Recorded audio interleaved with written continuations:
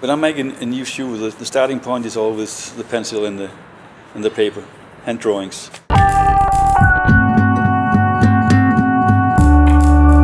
Drawing and getting into drawing and being good at it is actually as moving to a new city.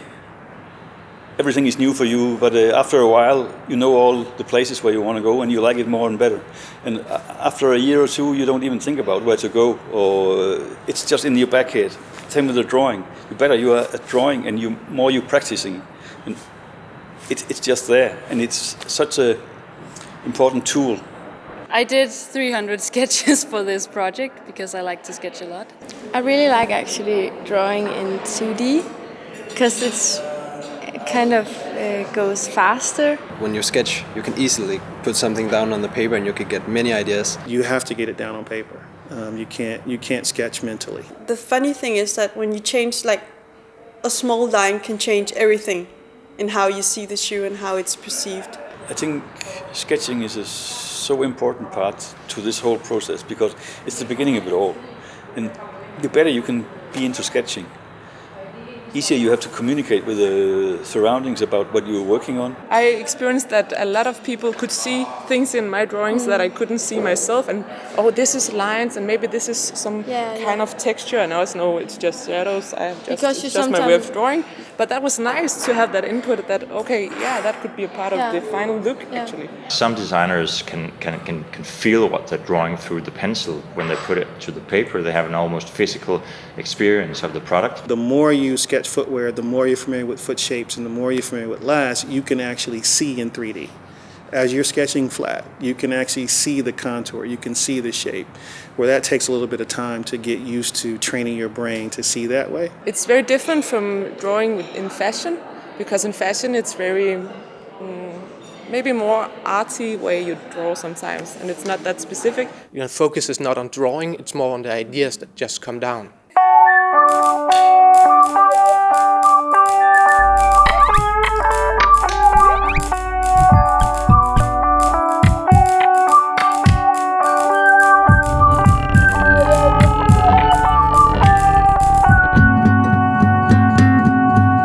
In this project, I think we have learned a lot about how fast we can get with ideas. You need to put up some kind of systematic for yourself to reach where you want to go. We've been doing these projects with ECCO for 6 years now, and I think the only unifying thing we can say about the way the students who participate in these projects approach the shoe is that there's really no single recipe for doing it. When you start the ideation process, there's another process before that, and it's called creating a brief, a design brief. And whether your marketing team gives it to you, but if you don't work at a company, you still should start off with some form of framework. We have made a design brief. So we look into the user and what the user would need, and then also find an inspiration. The ideation or the brief, it could be anything, honestly. The inspiration comes from anywhere. To me, nature is the best inspiration ever. I would find some inspiration I can work out from and then make multiple ideas and then sketch a whole lot. Once you put up a frame for a project, you did some research, you have some inspiration. Then you slowly start looking through a sort of a pair of glasses that's the ones of the project. We kind of make words that defined our collection, like keywords. During the sketching, I think we got a lot of different ideas to the table in the group, so we were also able to build on each other's ideas, and we used that a lot because we decided to work as a group and sketch on each other's ideas. I believe that the greatest stuff that we have seen over the years is actually also very much based on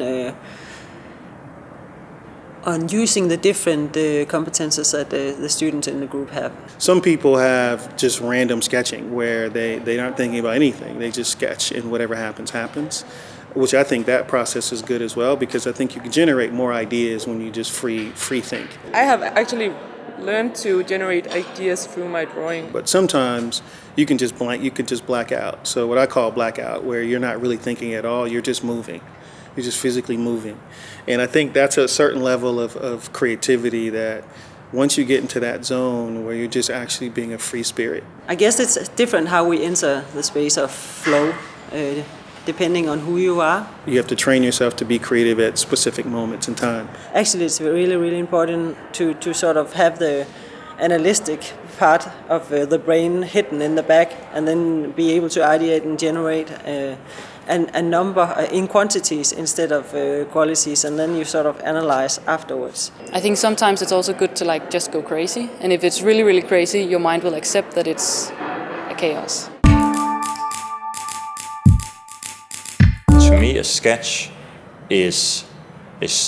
can be anything, as long as it's a means of thinking with your hands. Actually, I'm really bad at understanding 3D, so I really need to use my hands in a material. A general thing for the shoes that turn out well in projects like this is that the students and the designers who work with it are very good at getting things out of their head and into their hands. I think you relax your mind, you let your thoughts flow, and you just let the hand do the work. Your sketching has to be something which you just do, or even better, which just happens by itself while you're forgetting what you're doing. Normally when you work in like draping and stuff like that, you have to think a bit, because you have to be like, okay, how is this going to be placed compared to this one? But when you draw and you draw in the same silhouette, you start to stop thinking, you just draw, and then you'd be like, oh, that's a nice line, I'm going to take that on to the next shoe. When you really don't think about what your hand is doing, it's just doing something, like you're not, your hand and your brain is kind of connected, so it just flows out through your hand. That's nice. It has been a very quick process, so sometimes you aren't really thinking, you're just drawing. So when you're thinking about a concept, when you're thinking about an idea, when it's in your head, it's not real until it happens to be on paper and you can physically see it. As a designer, you have to move between different media. You start with a fast form of ideation, often a pencil sketch where you can generate ideas very fast. You move over into often a slower way of sketching. You move into working with models or working with 3D, which takes longer time per model, but which gives richer information back than the pure pencil sketch. You must know how to transform things over from 2D into 3D as well, and you must have had the feeling with your hands. If you have a sketch of a shoe, you will not have information about the thickness of the material, and when you're working with the draping or the different kind of textiles, if it's textiles or leather or whatever, you will have the thickness of the material. You will also have materials that will be sort of like too smooth or too sort of rough in order to perform the way you want them to. And sketching and model making are connected, but one doesn't replace the other. I believe all designers have a tool of their choice, a tool that somehow resonates well with their personality. Drawing is a really good thing, and you can use it for communication. But to me, when I draw, I always have to imagine the things before I draw it, and I often do ideation in other ways. So I do something physical, and I'll get an output from that, and then I can draw something I couldn't have imagined before. When you're translating from what's in your mind into your preferred sketch media, or translating from your preferred sketch media into another one, surprises occur, and some of those surprises are good. When I feel like, okay, I can't draw anymore, I would go sketching in materials. So I would go to the leather workshop, and just if I had an idea on how could this be on top of this, if I put some holes in it or anything, I would just get that out, because then I have new inspiration for the next thing, and vice versa. So I would go from material to sketching, and that works quite well for me. Whether it works or not, I think depends on whether you really master the sketching form you're using. I actually think I move faster when I draw, because draping is all like you have to be like, oh, I'm going to be wild and crazy, and you have to use your hands in another way. But this way, you just draw. You kind of become not a machine, but you just draw. And when you don't think, sometimes something really great can come out of it. I have actually on fashion had a very hard time to use my drawing in the idea phase, sort of. I more like to drape things because then you can see the shape from different sides. A good shoe designer can draw a lateral view of a shoe and will know in his or her mind how the rest of the shoe looks, more or less. The more you sketch footwear, the more you're familiar with foot shapes, and the more you're familiar with last, you can actually see in 3D. As you're sketching flat, you can actually see the contour, you can see the shape, where that takes a little bit of time to get used to training your brain to see that way. I really need to get it up and see it and use my hands and see it in 3D. Otherwise, I think it's difficult to develop ideas. To convince the salespeople and the branding people and stuff, you must make a real model to put on the table. They can see parts of a sketch and the stuff, even if it's good rendering or something, but they need a product. You must choose or develop a specific last for the product, and this last should be in you. You should feel it, this last. Transferring a design or flat drawing onto a last, that takes time of understanding what a last is and the foot shape is, because even a last isn't exact foot shape either. Sometimes the last looks like a foot actually, but sometimes it doesn't at all. With last, well, for me it is easier way, because if I see something, then it's much easier for me to see, well, this is good, this is not. If you sketch on the last, you can get more accurate lines. When you draw on the last, it's, everything fits when the lines go together. The flat sketching with a pencil is really good for fast ideas, because you can do it really fast without doing it pretty, and just show it to people, get feedback. The mock-ups are really good to get the shape. Is something working or not? How can I make it? How can I make it fit people? And the 3D is really good for seeing the real materials and making that fast, because sometimes you can't do it in the workshop. In industrial design, there's a long tradition for working in virtual 3D, working with 3D programs like Rhino, SolidWorks, and so on, where you work as closely as possible to having the real surfaces, the real colors, the actual shapes of the object, and you can turn it around and you can work with it almost as if you were in the workshop in the virtual 3D space. Today you can actually make a sole that doesn't exist, print it out 3D. It's a super great tool. I've been drawing my soles in 3D now, and it's really nice that you can just change an angle on a line a little bit and then quickly see it in 3D instead of just on the 2D surface. You really can't see what effect this has on the shoe. Normally I think we would use 3D a little more, and that would make a lot of sense, but for this one, since we had to make so many ideas, I really love to just sketch. For me, you can't replace the personal connection you have between paper and pencil. Until now we always made all kind of variations into 3D models as samples. I'm sure in the future we'll change this into more renderings and stuff, and having one, maybe two shoes in real, and then variations in renderings to save costs and most of all time. So there's a certain feel that the pencil makes when it touches the paper that you can't replace with a computer. New coming designers, they all know about 3D programs, and that's a big advantage. You really are at the mercy of the program or the tool that you're using, where when you're using a pencil and paper, you control every movement. When you're getting used to using your 3D tool, it becomes a part of you, like all tools do for skilled designers. It's a major challenge to work with the shoe which has no straight lines at all, just like the car.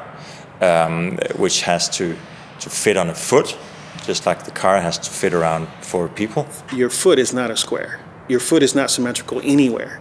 Every area of your foot is a different shape and or contour. Actually, a shoe is a very difficult object because it's very complex. You were tied up very tightly to the form of the foot. We can do all kinds of things around that foot, but that's a major difference to what we normally do in industrial design. For me, the shoe is the functional part of fashion. If it doesn't function well, it's not good design. It's difficult to draw and to put something on, and you also have to look a lot into aesthetics. So you have multiple factors to make the right shoe.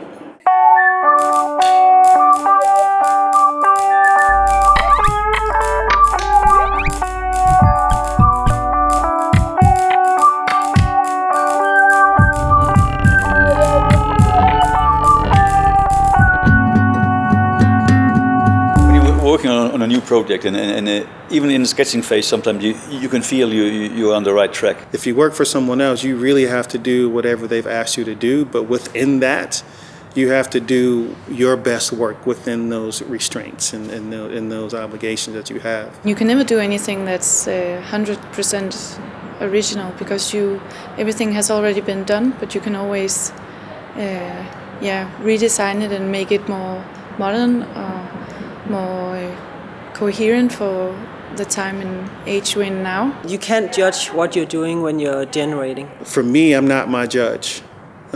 For me, the judge is the person that I've designed it for. Did it answer who they are and what it's for? There are things we like to look at and things we don't like to look at. And that basically means when you understand it and don't understand it. When you look at the drawings, you can maybe see the composition, and then you can see if you like that or not. Normally I will take my project and all my sketches, look through them and then rate them and point out which ones I like. Maybe work a little further with some of them, otherwise just narrow it down to a few and then work a little bit more on that and then pick a final one.